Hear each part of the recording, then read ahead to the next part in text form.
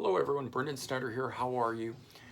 Up next, we're going to take a look at a brand new album by the guitar virtuoso and amazing vocalist, Richie Kotzen. This one here is called 50 for 50. It is 50 brand new tracks recorded by Richie Kotzen to celebrate him turning 50 years old. This isn't a collection, it's not leftovers, it's not B-sides, it's 50 brand new original songs recorded to celebrate his 50th birthday. So 50 for 50. The idea behind this is that Richie Kotzen on February 3rd is turning 50 years old, and he decided he wanted to record 50 brand new songs and release them to celebrate his birthday. And that's, great on his part, but even better as a gift to us fans for getting 50 brand new original tracks as one release. So it is a triple album. There are 3 albums on here that make this up. The first disc has 16 tracks, the second one's 17, and the third one's 17. But it is 50 brand new tracks, so you could look at it as all one entire, album release. And so this is his 22nd solo release over his 31-year career, which is pretty amazing. I mean, Richie Kotzen, started off solo shredding and everything back in the late 80s and early 90s, and then by 93, he joins Poison and records the Native Tongue album, replacing CeCe DeVille. They have a huge hit on the Billboard charts with the song Stand. This was a more acoustic tinged album there. A few years after that, he joins Mr. Big and replaces Paul Gilbert as the lead guitarist for them until they folded a little later on at that point and hang it up. Recently he's formed the Winery Dogs with Billy Sheehan from Mr. Big and Mike Portnoy, formerly of Dream Theater. So Richie Kotzen is around and he's doing all kinds of stuff. He's always recording. As I said, this is his 22nd solo record, so the guy's really prolific and really out there doing stuff. This 50 songs that are on here, the running time is 3 hours and 25 minutes, which is just amazing. It's a lot to digest on this. There's rock, soul, funk, R&B. But the thing to keep in mind about this, even with 50 tracks, the way that it's divided into 3 albums, each album is balanced as its own standalone release. You can put it on and it's got, ebbs and flows and valleys and peaks and everything the way an album would. So what I like to look at this as a triple album where it's like getting 3 brand new albums released on the same day, more than just looking at it as 50 long songs. To me, it's a little bit too much to digest, so thinking of it in terms of the 3 albums is a little more easy to digest. There's a lot of shredding on this. He kind of covers his whole career, as I said, with the rock, funk, R&B, and soul, but he's also got 3 instrumentals that are on this to really, show off his prowess on the guitar, of course. Lyrics focus a lot on loss and reflection, as one might expect for somebody turning 50 years old, looking back, celebrating their life and everything. But each song is really consistent and strong on here, and that's kind of what blew me away. To me, there was really no filler on this. Each one was just really strong and stellar, and I want to hit on a number of these. I can't really say, best songs because there's 50 tracks on this. There's just a lot of really great stuff, but standout tracks for me.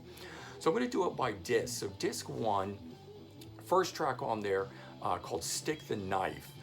Kicks off with some really, amazing shred work right off from the get-go. Then there's a break, the vocal comes in. And what's kind of cool is it's really announcing what you're getting there. You're getting, amazing shredding, you're getting really amazing vocals on it, and you're getting some amazing melody and melodic work on this thing. And that kicks things off here. Track 2 is called As You Are. And this one here would have been right at home on any Mr. Big album. It's just a really cool track, this one, and I like it a lot here.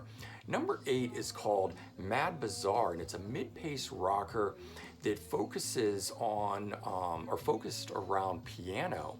And it's got this really cool sound with an electric guitar that when it comes in, it really sort of elevates it here. And then track 11, again, we're all still on the first disc here, called Black Mark. And this one's got a really cool driving beat with matching vocals that sort of zigzag you around on it, through it. And it's really interesting the way that this does this, the way the vocals and the guitar pull you through. Moving on to disc 2, the third track I like, Warrior. It's got a really great message. It's a mid-tempo chugger with a great melodic element to it and very cool vocals on it. Track 4, Pray For Me. It's an acoustic number, but it's got some really interesting percussion on it that I wouldn't expect. So it really stood out to me. Track 7, called Taking the Pain.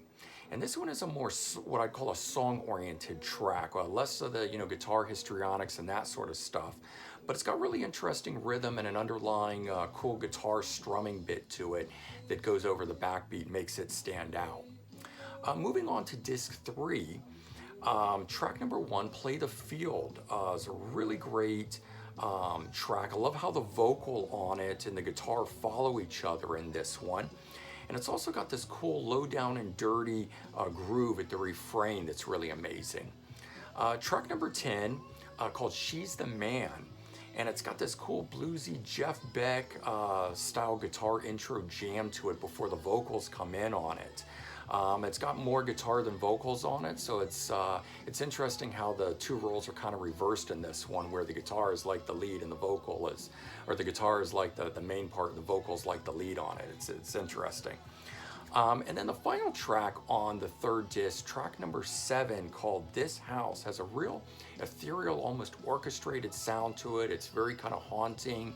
And it's a very cool way to end the album, very beautiful track and everything, get a little bit of everything. So the cool thing about this album is, there's rockers, there's ballads, there's bluesy numbers, piano numbers, acoustic numbers, orchestrated, songs with horns, and you get a little bit of everything, just what you'd expect from a really great Richie Kotzen album.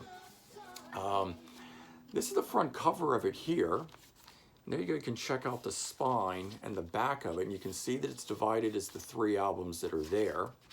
Then when you open it up here, you've got these cool photos throughout his career. This one, of course, coming from his time in Poison during the Native Tongue album, and then a whole bunch of other photos from his career as well.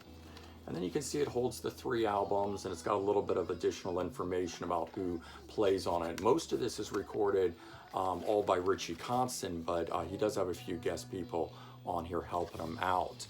So all in all, I recommend digesting this one album at a time and really listening to it like it's 3 albums. That's the way it really came across to me. And then one final thing in closing, it's interesting of note, the first single called Devil's Hand, is the video is directed by Richie Kotzen, and it's his debut directing. So cool to see him breaking some new ground, not only making this 50-song album for the release, but also getting into doing some directing and things like that. All right, I hope you enjoyed this, and if you liked it, please remember to comment, like, and subscribe. Let me know your thoughts. I hope everyone has a great day, and I'll talk to you all real soon. Take care, everyone. Bye-bye.